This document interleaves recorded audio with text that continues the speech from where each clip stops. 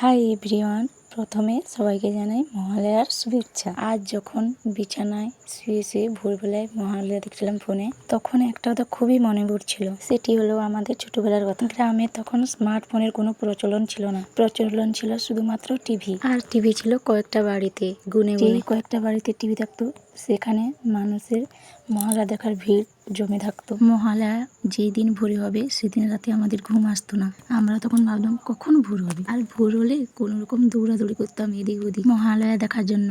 আজ সেই ভোরটা দেখতে পেলাম না। আমি জানি শুধুমাত্র আমি নয়, আমি ও আমার আগের জেনারেশনের সবাই এই ভোরটাকে খুবই মিস করি। আমাদের যে মহালয়া দেখার অনুভূতিটা ছিল, এখন আমাদের বাচ্চাদের সেই মহালয়া দেখার অনুভূতিটাই নেই। মহালয়ার ভোরবেলার আকাশটা ছিল খুবই মধুর, কিন্তু এখন সেই ভোরবেলার আকাশটাইও দেখা যায় না। আমাদের বাচ্চাদের কাছে মহালয়া মানে টিভি দেখা কিংবা ফোন দেখা। মহালয়া মানে যে মা দুর্গার আগমনের সুর, সেটাই ওরা হয়তো জানে না। আজকের খুব পুরনো স্মৃতি মনে পড়ছে। আমার মতো তোমাদেরও কাদের কাদের এরকম স্মৃতি মনে পড়ছে কমেন্ট করে জানাও। লাইক কমেন্ট শেয়ার করে দাও।